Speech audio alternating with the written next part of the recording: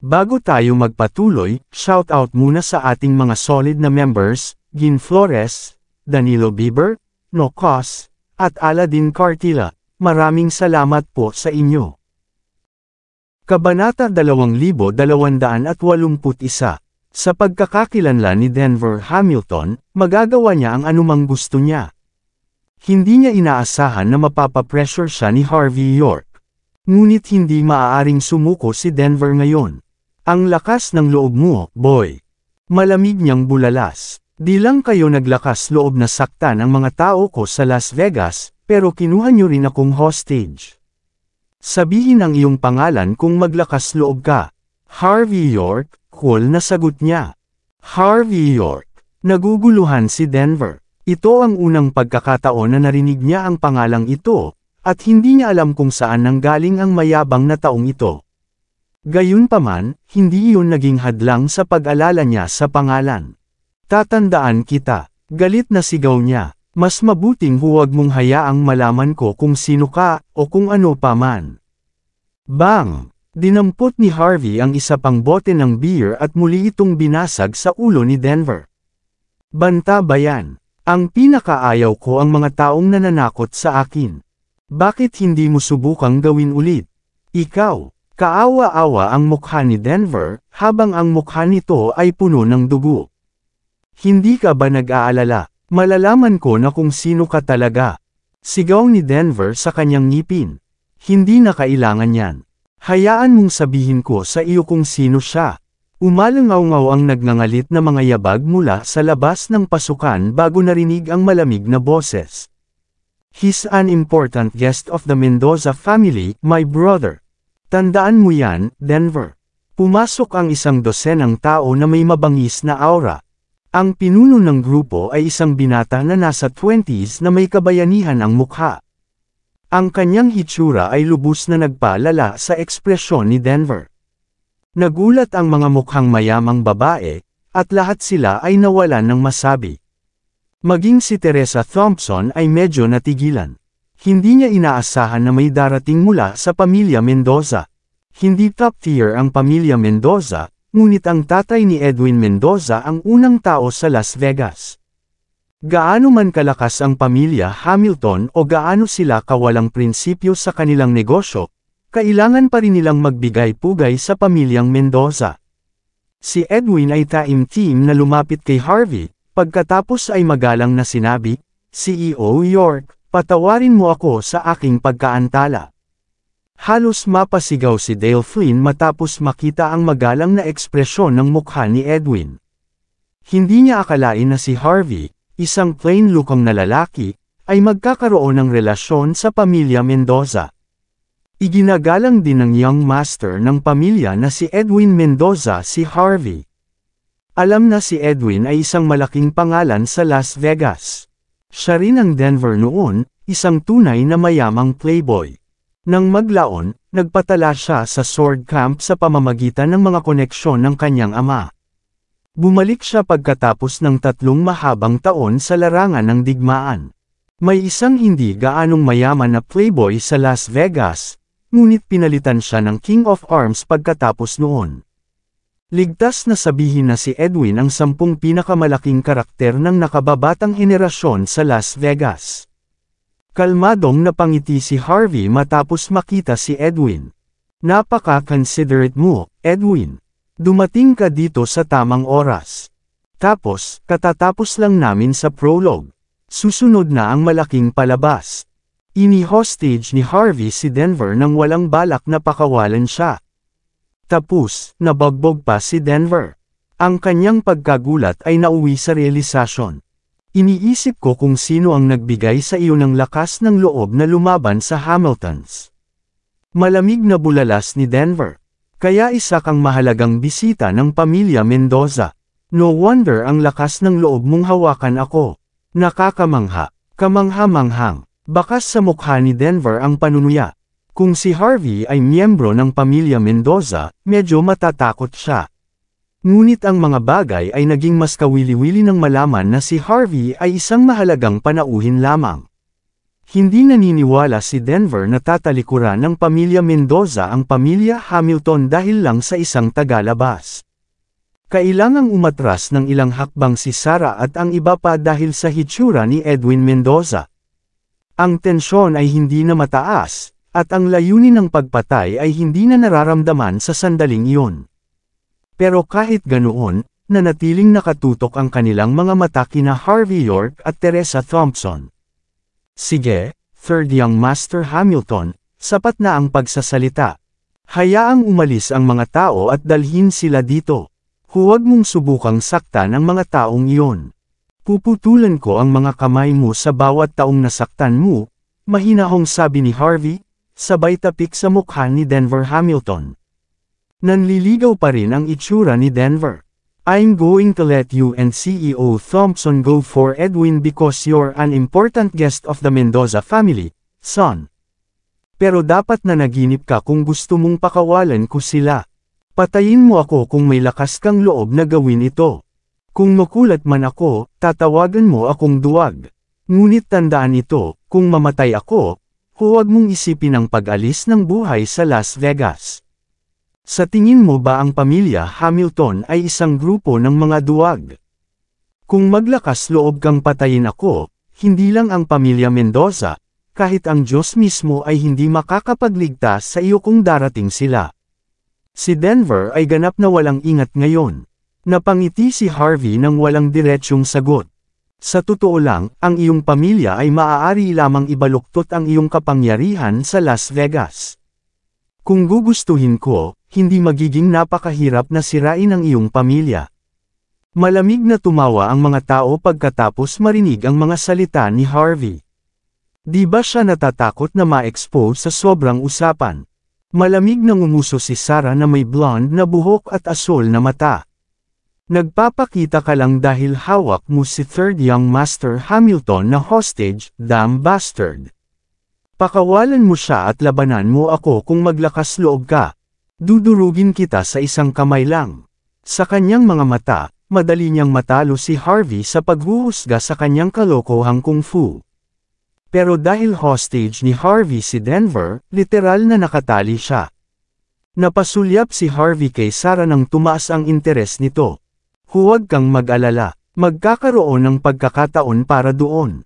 Gawin, magpakitang gilas ka. Kasing dali lang ng pag-inom ng tubig para patayin ka ni Sara. Binetukan ni Denver si Harvey ng mapanuksong tingin. Akala niya ay walang laban si Harvey kay Sara. Napatingin tuloy si Denver kay Edwin. Hindi naman sa hindi kita iginagalang, Young Master Mendoza, malamig niyang bulalas. Ngunit dahil ang mga bastos na ito ay patuloy na pumapasok sa aking bodega, kailangan ko silang ibaba at turuan silang lahat ng leksyon. Kung hindi, paano ako makakaligtas sa hinaharap? At saka, lahat siguro ay maglilibot at sabihin na madali akong e-target. Paano ako magnenegosyo mula ngayon? Tinitigan ni Denver si Teresa habang malamig na napabulalas, kaya nga umalis ka na lang kung gusto mo, pero hinding-hindi ko bibitawan ang mga taong ito. Kung walang dumating, mamamatay tayong lahat. Naniniwala si Denver na kung hindi nagpakita si Edwin, maaaring patayin na siya ni Harvey sa ngayon, batay sa kanyang walang ingat na pag-uugali. Pero simula nang dumating si Edwin, naniwala si Denver na kaya niyang panatilihing matino si Harvey. Walang saysay na pag-usapan ang lahat ng ito, Third Young Master Hamilton. Bago pa man magsalita si Harvey, humakbang pasulong si Edwin at sinabing, alam ko na ang nangyari. Gusto mo bang makakita ng ebidensya? Patunay. Nanlamig si Denver. Anong klaseng ebidensya ang makukuha mo? Mukhang hindi ka susuko hanggang sa huli. Pinalakpak ni Edwin ang kanyang mga kamay, at hindi nagtagal ay iniabot sa kanya ng isa sa kanyang mga gwardya ang isang notebook. Pumunta lang ang staff ni CEO Thompson sa bodega mo dahil ipinagpalit mo ang bagong dahon ng tsaa na ibinigay niya sa iyo para sa 20 taong gulang na bulok na dahon ng tsaa. Hindi mo rin kailangang pabulaanan. Pumunta ako sa customs para kunan ng video ang mga dahon ng tsaa ni CEO Thompson habang papasok sila sa hangganan.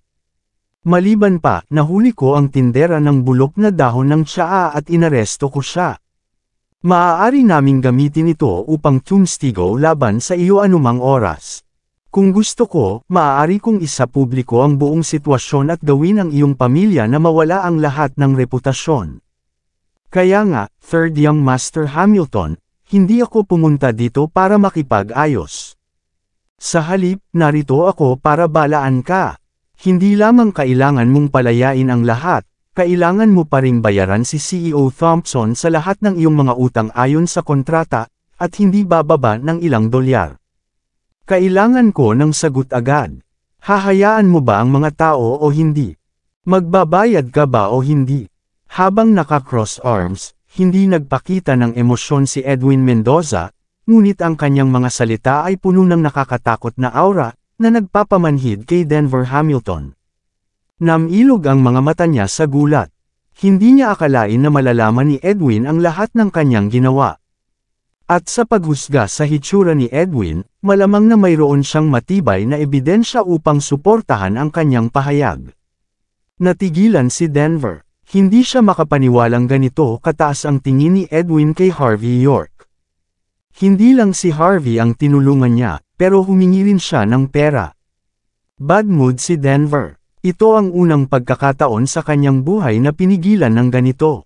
Ngunit gayunpaman siya ay immoral at mayabang, alam niya na kahit na ang pamilya Mendoza ay hindi nangungunang ranggo, kinakatawan nila ang kalooban ng gobyerno sa pamamagitan ng unang command ng Las Vegas. Pinanliitan ni Denver ng mata si Edwin habang nagpapakita ng isang malabong ngiti. May itatanong ako sa iyo, Young Master Mendoza. Kinakatawan mo lang ba ang iyong sarili o ang iyong buong pamilya para gawin ito? Nag-cross arms si Edwin. Sa tingin mo ba mahalaga ito? Mahinahong sagot niya, di ka bagay para year-oka ng kapatid ko. Sa paghusga sa kung paano ka nagsasalita ng napakalaki, sa palagay mo ba ay wala siyang lakas ng loob na patayin ka? Huwag kang mag-alala, kung gusto kang patayin ng kuya ko, tutulungan ko siyang linisin ang kalat na ito. Sisiguraduhin ko rin na hindi malalaman ng pamilya mo ang tungkol sa iyo. Mabilis na kumalat ang mga kampa ni Edwin mula sa kanyang likuran, na nakatingin kay Denver at sa kanyang mga tauhan. Tumutulo ang malamig na pawis sa likod ni Denver matapos makita ang tanawing iyon. Maging ang kanyang balahibo ay tumindig sa gulat. Pagkatapos, naalala niya ang background ni Edwin. Hindi lang young master ng pamilya Mendoza si Edwin. Isa rin siyang retiradong weapon king na tinuruan ng maalamat na chief instructor. Ito, walang pag-aalinlangan, sumuko si Denver at nag-aatubili na pinandilatan si Teresa. Hayaan ang lahat, dalhin mo sila dito, sigaw niya na nagngangalit ang kanyang mga ngipin.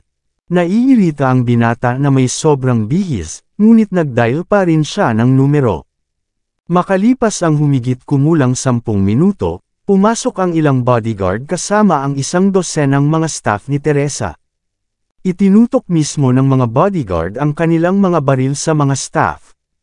Malamig na tinitigan ni Sarah si Harvey. Bilasan mo at bitawan mo si Third Young Master Hamilton, Harvey, tawag niya. Nanatiling tahimik si Edwin habang pinagmamasdan si Harvey. Kung nagsimulang pumatay ng tao si Harvey, tiyak na tutulong si Edwin. Labas! Binitawan ni Harvey si Denver bago casual na ibinato sa lupa ang kanyang pakuan na kutsilyo. Hayaan mo silang umalis. Sampal, sampal, sampal. Sinampal ni Sarah sa mukha ang bawat staff bago tumalikod. Pakakawalan namin kayong lahat para sa pamilya Mendoza sa pagkakataong ito. Sa susunod, sisiguraduhin kong ako mismo ang papatay sa inyo. Tumayo si Denver Hamilton habang nakatakip sa leeg bago nagpakita ng malademonyong ngiti. Dahil nakaranas siya ng matinding pagkawala sa pagkakataong ito, kailangan niyang humanap ng paraan para makaganti.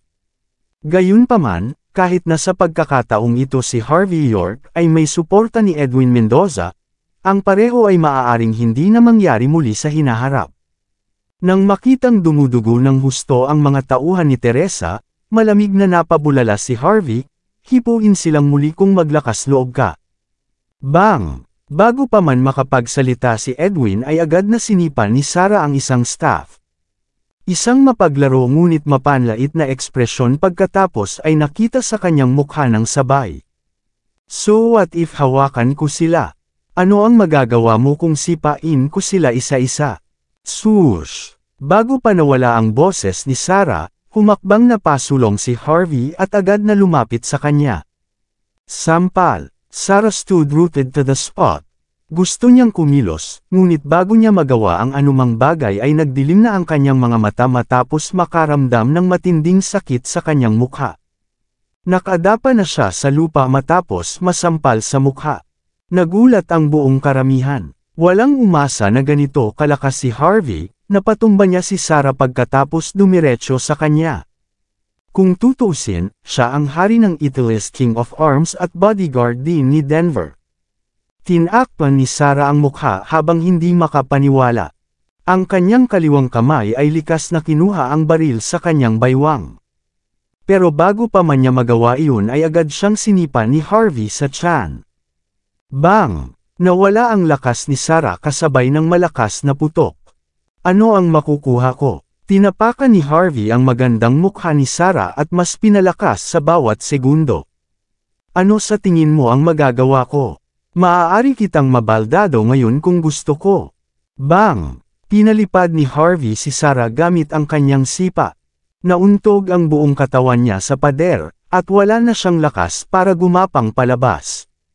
Nandito ang mga tao. Nasaan ang pera? Sinamaan ng tingin ni Harvey si Denver, na nakatakip sa leeg na may yelong ekspresyon.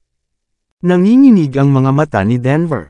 Alam niyang masasaktan siya sa pakikipaglaban kay Harvey, kaya kinuha niya ang phone niya at kinalikot ito sandali. Ding! Inilabas ni Teresa Thompson ang kanyang cellphone para tignan kung tumunog ito. Tuluyan na siyang natigilan matapos makita ang mensahe ng transaksyon. Hindi niya akalain na makukuha niya ang kanyang huling bayad ng ganoon kadali pagkatapos mabigong makakuha nito sa mahabang panahon. Fair na, walang intensyon si Harvey na magbulalas ng kalokohan. Tumalikod na siya at walang pakialam na umalis sa eksena kasama si Teresa. Sumenya si Edwin sabay wave ng kamay. Pagkatapos ay sinundo ng kanyang mga nasasakupan ang mga staff at umalis kasama sila. Bang! Bastos! Itong damn bastard! Bastos! Hindi pa nakakaalis si Harvey at ang iba pa, ang ingay ng mga bagay na dinudurog at walang tigil na hiyaw ang umalangaw-ngaw mula sa bulwagan kung nasaan si Denver. Pagkatapos umalis sa pribadong club, ipinadala si Teresa at ang kanyang mga tauhan sa pinakamagandang ospital sa Las Vegas upang gamutin sa ilalim ng pangangasiwa ni Edwin. Matapos maayos na mahawakan ang lahat, magalang na naglakad si Edwin patungo kay Harvey. Lahat ay nahawakan ng maayos, CEO York. Bakit ka biglang nandito sa Las Vegas? Dapat tinawagan mo muna ako. Ngumiti si Harvey nang hindi sumasagot. I asked you to investigate something beforehand. May clue ka na ba? Matapos makaranas ng habulan ng kotse, bukod sa iba pang mga kaganapan pagkatapos pumasok sa bansa, nakipag-ugnayan na si Harvey kay Edwin para maimbestigahan niya ang bagay na ito. Pagkatapos ng lahat, si Edwin ay isang malakas na karakter sa Las Vegas. Sa kanyang paligid, ang mga bagay ay magiging mas madali kaysa sa naisip. Kaya naman sumugod si Edwin sa kanya para iligtas siya sa tamang oras. Maraming salamat sa lahat ng sumusubaybay. Please subscribe and follow my YouTube and Facebook channel, Pilipino Novel. Maraming salamat po. Kabanata 2285. Tumawa si Edwin Mendoza matapos marinig ang sinabi ni Harvey York. Siyempre, pagkatapos ay nagpadala siya ng ilang mga dokumento para kay Harvey na bumasa ng mabuti gamit ang kanyang telepono. Chief Instructor, pagkatapos makakuha ng impormasyon mula sa Immigration Department at mga koneksyon mula sa Underworld, kinumpirma ko na ang mga taong ito ay talagang hindi taga Las Vegas. Galing sila sa Briarwood ng Hong Kong. Hong Kong, Briarwood. Sabi ni Harvey pagkaraan ng ilang sandali. Ang pamilya ba ng Leo o ang pamilyang Flynn? Hindi naman, pero walang sense of justice ang mga tao sa Briewood. Sa tamang dami ng pera, gagawin nila ang lahat. Tungkol sa mga sniper mula sa Sky Casino Temple, nagpadala ako ng mga tao upang imbestigahan ang ilang mga kaina-hinalang lugar. Bukod sa Fox Mask at Sniper Rifle na naiwan, sa kasalukuyan ay walang ibang pahiwatig. Naipadala na ang mga gamit sa Las Vegas Police Station para sa karagdagang pagsusuri ngunit sa tingin ko ay wala kaming mahanap. Dahil ang kalaban ay nag-iwan ng ebidensya sa mismong lugar, dapat silang makasigurado na wala tayong mapapala sa kanila. Maskara ng Fox. Bahagyang kumunat ang noo ni Harvey. Nasaan na? Ipadala mo sa akin. Nag-dial si Edwin ng kanyang telepono. Hindi nagtagal. Isang selyadong kahon ang inihatid. Binuksan ni Harvey ang kahon at tinitigan ang Fox Mask sa loob habang iniisip ang sitwasyon. Sabay amoy niya ng mahinang bango. Matapos sabihin kay Edwin na tiyakin ang kaligtasan ni Teresa Thompson at ng iba pa, umalis si Harvey ng mag-isa. Kailangan pang imbestigahan ni Edwin ang pagkidnap kay Lillian Yates at ang sniper incident dahil malaki ang impluwensya nito sa Las Vegas. Sa kabilang banda, tuluyang hindi pinansin si Denver Hamilton. Walang magiging problema kung alam ng ikatlong Young Master kung kailan titigil. Ngunit kung mayroon pa ring ibang mga plano si Denver, hindi iniisip ni Harvey kung gaano kasama ang pamilya Hamilton bago sila sirain. Nang bumalik si Harvey sa distrito ng Artburn Villa, nakita niyang bumalik na si Mandy Zimmer. Kahit na hindi niya alam kung ano ang sitwasyon ni Mandy, nakahiga na siya pagkatapos na mukhang pagod na pagod. Wala ring balak na abalahin siya ni Harvey. Pagkatapos magluto ng isang plato ng noodles, humanap siya ng isa pang silid at pumasok sa gabi. Maaga sa susunod na umaga, nag-jogging si Harvey sa waterfront area na naghahanap upang bumili ng lokal na almusal para kay Mandy. Hindi pa nakakaalis si Harvey ay umalangaw-ngaw ang mga sirena ng pulis sa labas ng villa. 12-dosenang mga sasakyan ng pulis ang huminto sa pasukan. Bang! Bago pa man makalakad ang bodyguard ni Mandy, sinipa na ang pinto. Maghanap. Hanapin sa buong lugar. Hukayin ang mga bagay na iyon kung kailangan nyo. Nagkalat ang 12 naka-uniporming lalaki at hinalughog ang bawat silid. Ang tunog ng pagkabasag ay maririnig sa lahat ng dako. Matapos makapagpalit ng damit, dumilim ang mukha ni Mandy matapos makita ang isang lalaking naka-cross arms sa di kalayuan. Ika-4 na Young Master, ano ang ibig sabihin ng pagtawag ng pulis dito para halughugin ang aking lugar sa madaling araw? Isang lalaking nakasuot ng gold-rimmed glasses, na may kaunting pagkakahawig kay Denver, ang nakatayo sa pasukan. Siya ang ika-4 na Young Master, si Jax Hamilton mismo. Sumunod din sa likuran niya ang ilang taong nakasuot ng tradisyonal na damit. Isang babaeng nakapula ang agresibong lumakad at sinampal si Mandy sa mukha. Alam na alam mo ang nangyari. Magaling. Napakahusay ng pakikitungo sa iyo ng ika-4 na Young Master. How dare you do such a heinous thing? Kayong mga taga-bansang H ay mga magnanakaw. Napatulala si Mandy Zimmer sa sampal, at saglit na hindi siya nakabalik sa katinuan. Ang mga inspector sa paligid niya ay hindi pinansin ang lahat at nagpatuloy sa paghalungkat sa paligid. Ano ang kahulugan nito, ika-4 na Young Master? Wala ba tayong magandang pinag-usapan kahapon? Bakit? Ayaw ni Mandy na pukawin kaagad ang mga lalaking iyon. Hindi niya namamalayan na sinulyapan si Jax Hamilton, na nakatayo hindi kalayuan sa lahat. Sampal, sampal. 2 beses pang sinampal ng babaeng nakapula si Mandy habang hinihila ang buhok niya. Huwag ka nang magpanggap, Mandy. Ipinakita sa iyo ni 4th Young Master ang lisensya ng kasino kahapon, at pagkatapos ay nawala ito ng araw ding iyon. Kung hindi ikaw, sino pa kaya ito? Sagot ni Mandy sa paos na tono, nawala. Aling ika-9 na pinuno ng branch ang nakipagtrabaho sa kay 4th Young Master. Tumigil ka sa paglalaro ng inosente. Sobrang sincere sa iyo ni 4th Young Master, at ganito pa ang igaganti mo sa kanya. Hayop ka. Isinusumpa ko sa Diyos na ako, si Ellie Palmer, ay bubugbugin ka hanggang mamatay ngayon. Nagkaroon ng maayos na pagsasanay si Ellie. Kaya naman napakalupit ng kanyang sampal. Kahit na iba si Mandy sa dati, napa-actress pa rin siya sa sampal. Sampal, bilasan mo at umamin ka na. Sampal, ipakita sa amin ang lisensya ng kasino. Sampal, wala ka bang kahihiyan, magnanakaw? Isang nakakaawang ekspresyon ang lumitaw sa mukha ni Ellie. Ang kanyang magandang mukha ay puno ng puot, selos, at halo-halong damdamin. Hinawakan niya si Mandy sa kwelyo at patuloy na sinasampal. Alam mo ba kung ano ang kinakatawan ng lisensya ng kasino? May sasabihin ako sa iyo. Kung hindi mo ibinalik ang lisensya ng kasino kay Fourth Young Master, sisiguraduhin kong mananatili ka sa mga rehas sa buong buhay mo. Namumula sa galit si Ellie ng mga sandaling iyon. Matapos makilala ni Mandy si Jax noong nakaraang araw, hinahangaan niya si Mandy at gusto pa niya itong habulin. Kahit na sinabi na ang lahat ng mga prinsipe at mga young master ay medyo hindi kinaugalian, hindi papayag ang kasintahan ni Jax na si Ellie na mangyari ito. Naghahanap siya ng pagkakataong makaharap si Mandy.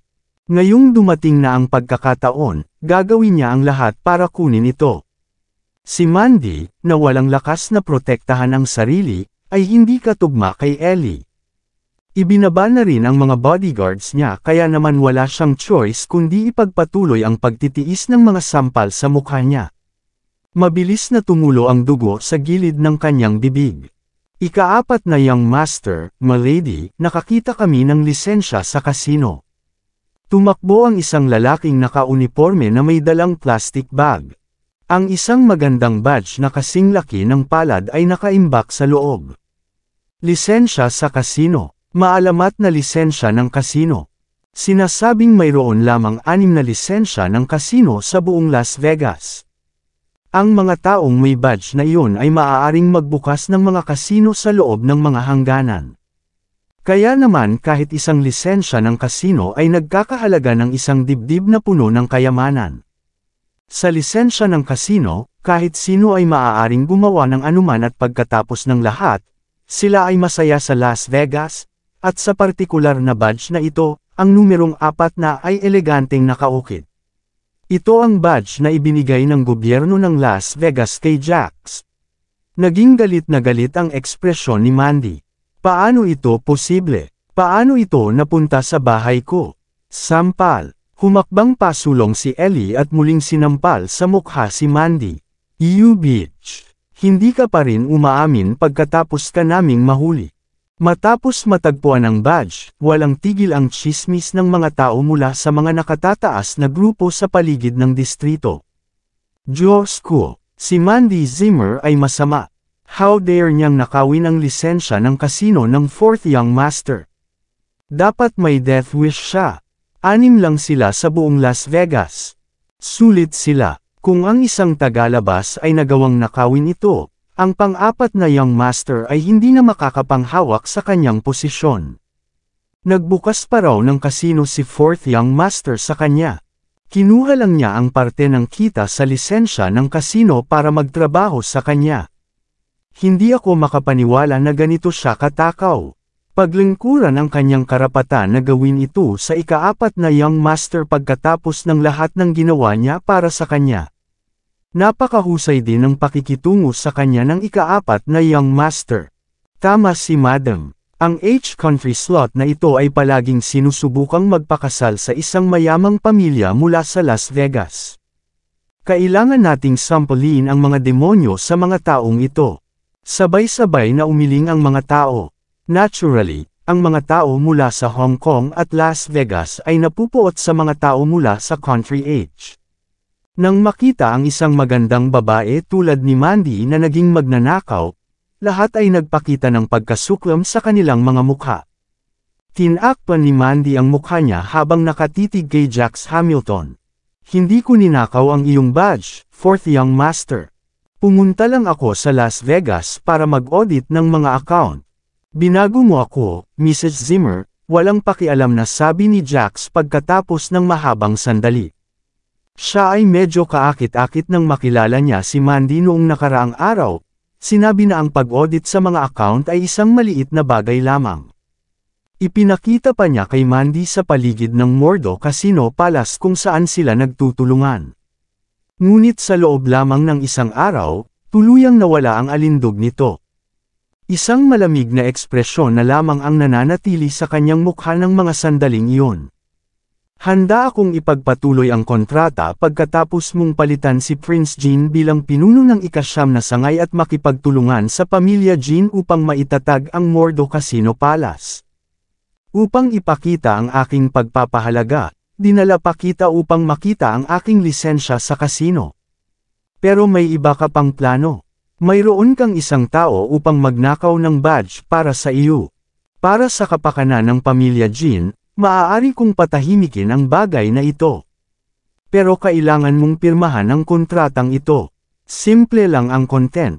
Mawawala ang lahat ng bahagi mo sa Mordo Casino Palace. From today onward, wala ka ng kinalaman sa establishment. Pirmahan mo, Mandy, malamig na tawag ni Ellie Palmer. Di na namin itutuloy ang bagay na ito basta ibigay mo ang mga shares mo. Napaka-generous ko dito. Nanginginig ang katawan ni Mandy, pagkatapos ay tumawa. Naiintindihan ko, hindi nakakagulat. Ika-4 na Young Master, naiintindihan ko na pinipigilan mo ako sa pag-audit ng mga account at sinusubukan mong itago ang lahat ng share sa iyong sarili. Maaaring tanggapin ko ang iyong alok na bilhin ang aking mga shares. Pero hindi ka ba masyadong katawa-tawa para i-set up ako sa ganito? Sampal. Malamig na tumawa si Ellie bago sinampal sa mukha si Mandy. Kalokohan. Sino sa tingin mo si 4th Young Master? Alam ng lahat na siya ang pinakamaamo at kaakit-akit na Young Master sa 4. Nag-donate pa siya ng milyon-milyong dolyar bilang kawang-gawa para sa mga mahihirap sa paligid ng kabundukan. Bakit ang isang malaking karakter na tulad niya ay susubukan ka pang e-frame para sa pera? Hindi ba masyadong mataas ang tingin mo sa sarili mo, Mandy? Napaka mapagbigay ko, Mrs. Zimmer. Narito ang patunay. Kahit ayaw mo, kailangan mong aminin. Huwag mo akong itulak ang kamay ko dito. Ganap na namamaga ang mukha ni Mandy Zimmer noon. Sigurado ka bang gusto mo akong e-frame ng ganito, 4th Young Master? Malamig na bulalas ni Mandy. Dapat malaman ninyong lahat na ako ang pinuno ng ika-9 na sangay sa pamilya Jean. Hindi ka ba natatakot na ang pamilya ay magbabalak ng paghihiganti laban sa iyo para sa paggawa nito? Ang pamilyang Jean ng Mordo. Ngumuso si Ellie Palmer at tumabi kay Mandy. Kamusta ka naman, Mandy? Malamig na bulong ni Ellie sa tono na tanging naririnig ni Mandy lamang. Hindi ko maintindihan kung paano ka naging pinuno ng ika-9 na sangay sa utak mo. Sa tingin mo ba naglakas loob kaming labanan ka ng ganito nang walang suporta? Kahit patayin ka namin ngayon, tatanggapin ito ng pamilya Jean at magpatuloy, naririnig mo ba ako? Tapos, hinaharangan mo ang daan ng ibang tao. Napaatras si Ellie habang nagpapakita ng mapaglaro ngunit mapanuksong ekspresyon. Medyo natigilan si Mandy. Lumitaw sa mukha niya ang realisasyon bago napalitan ng mapait na ekspresyon. Hindi rin siya tanga. Matapos ipaliwanag ni Ellie ang lahat, alam na niya ang lahat. Mula sa pagkidnap kay Lillian Yates hanggang sa nangyari noong araw na iyon matapos sumugod sa Las Vegas. Lahat ay konektado. Akala ni Mandy si Harvey York ang target. Pero napagtanto niyang hinahabol din siya ng mga ito. Ang kanyang posisyon bilang pinuno ng ika-9 na sangay ay naging hadlang sa marami. Ang isa sa 6 na prinsipe ng Mordo, si Lucas Jean, ay hindi basta-basta umalis sa kanyang posisyon bilang pinuno ng ika-9 na sangay nang siya ay mamatay. Sandamakmak na yaman ang naiwan pagkatapos ng kanyang kamatayan. Maraming tao ang gagawin ang lahat para tamasahin ang yaman na iyon. Kahit na ang mga nakatataas sa pamilya Jean. Sa pag-iisip noong binati ng pamilya Jean si Mandy nang may labis na pagsinta at paggalang, bahagyang naging mapang-uyam ang kanyang ekspresyon. Mabuti, sapat na ang usapan. Pumalakpak si Ellie sa kanyang mga kamay at iminuwestra ang kanyang kamay. Kinuha ng mga bantay mula sa pamilya Hamilton ang mga nasasakupan ni Mandy at sinipa sila sa lupa sa isang iglap. May ibang bumunot ng baril, inalis ang safety lock, at inilagay ito sa likod ng isa sa mga bodyguard ni Mandy. Bibigyan kita ng 10 minuto, Mandy. Magtatapat ka ba? Kung gagawin mo, pakakawalan ko ang mga nasasakupan mo. Okay lang kung ayaw mo. Ngunit papatayin ko ang isa sa kanila bawat minutong lumilipas. Maaari kang makalabas ng walang anumang gastos pagkatapos ng 10 minuto, ngunit ang iyong mga bodyguard ay mamamatay lahat dahil sa iyo. Sa pagkakataong iyon, ipinakita ni Ellie ang isang mahinang ngiti. Natural, na research na niya ng maigi ang personalidad ni Mandy. Mas maraming tao ang sangkot sa bagay na ito at hindi lang si Jax. Ang upper social circle ay isang mundo kung saan ang pinakamalakas lamang ang nabubuhay. Nang walang malakas na background at biglaang pagtaas sa kapangyarihan, si Mandy ay itinuturing na madaling biktima ng marami. Lahat ay gustong kumagat. Pagkatapos ay walang pakialam na nagsindi ng tabako si Jax. Ginang Zimmer, medyo maganda ang pakikipagkwentuhan natin kahapon. Gusto rin kita. Kaya ayokong ipilit ang kamay ko sa iyo. Pirmahan ang kontrata, at ginagarantiya kong makakalabas ka rito ng buhay. Ikaw ay mananatili bilang aking pinaka-pinarangalan na panauhin. 50% ng dry stock ay nagkaroon lamang ng tubo na humigit kumulang $1 bilyong. Sa iyong pagkabukas palad, magagawa mong palayain ito, tama ba? 10, 9, 8, 7. Habang si Mandy Zimmer ay nakasuot ng nakakatakot na ekspresyon, sinimulan na ni Ellie Palmer ang pagbilang.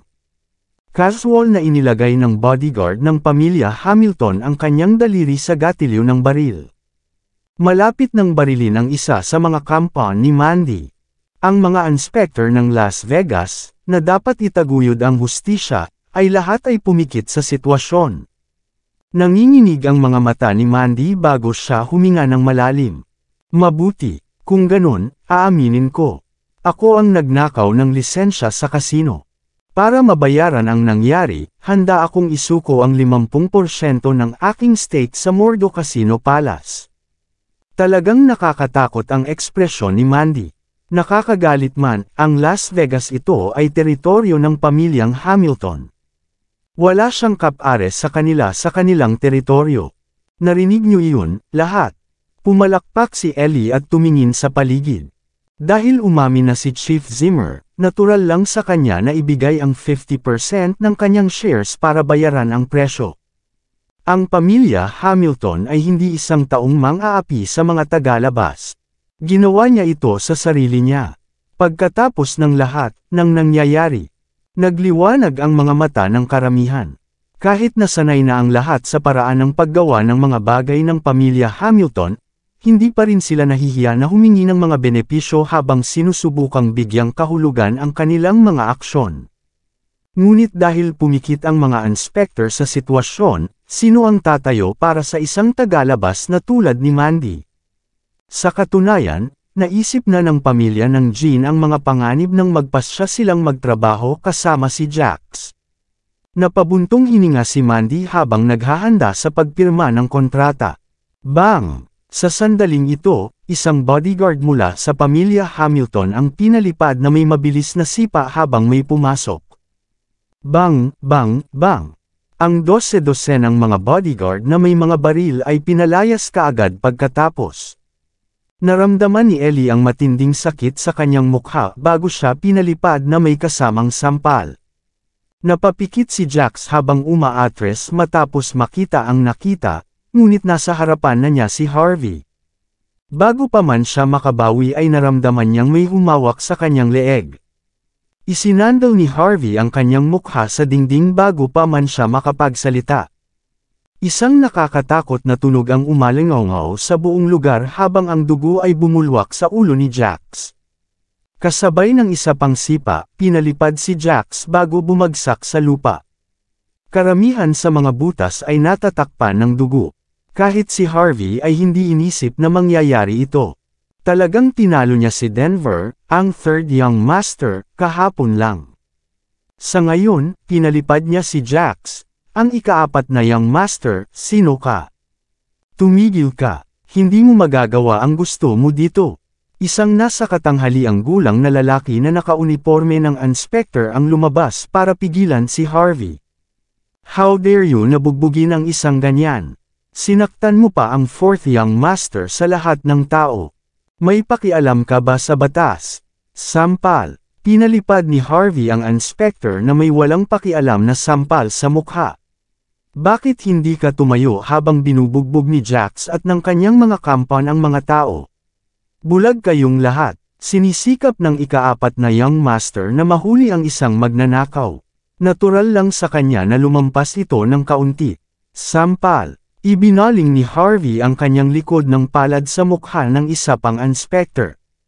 Kung gayon, lalabisan ko ang iyong mukha. Kabanata 2290. Ang dalawang inspector ay pinalipad sa isang iglap, kaya napasigaw ang iba sa galit nang sila ay tumahimik kanina. Bastos ka, wala ka bang pakialam sa batas? Dapat may death wish ka. Ang mga inspector ay mga alipors ng Hamilton. Hindi nila inaasahan na ang isang tagalabas na tulad ni Harvey York ay bubugbugin sila kapag sila ay nagpanindigan ng hustisya. Ang mga inspector ay namumula sa galit sa puntong iyon. Bagamat karaniwan nilang ginagawa ang gusto nila, walang naglalakas loob na sumalungat sa kanila. Batas. Nagsasabi ka ng mga bagay na parang nagmamalasakit ka. Malamig na tinitigan ni Harvey ang mga inspector.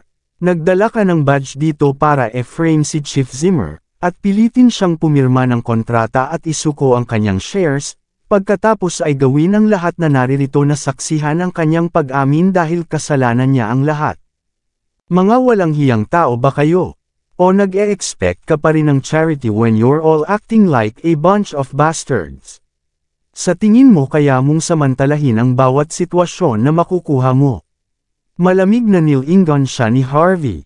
Hindi na kailangang tumanggi. May mga surveillance camera na nakalagay sa lahat ng dako sa paligid ng villa, 24/7 itong naka-record.